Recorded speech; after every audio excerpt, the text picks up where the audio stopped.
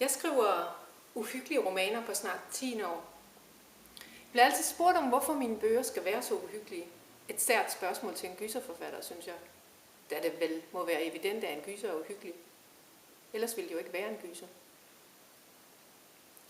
Men mennesket har til alle tider og i næsten alle kulturer været fascineret af uhygge. Når virkeligheden ikke har været uhyggelig nok, har vi opfundet vampyrer og varulve og begravet de levende. Og vi har gravet de døde op igen, så de kunne fortælle deres historie.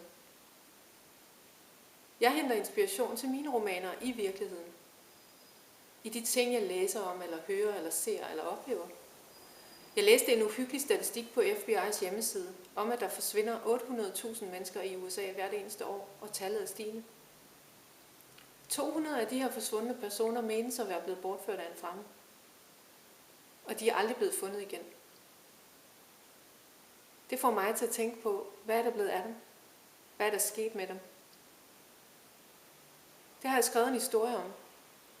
I hvert fald, hvad der kan være sket med nogle af dem. Den hedder Sov som de døde. Tag den med på sommerferie, hvis du tør.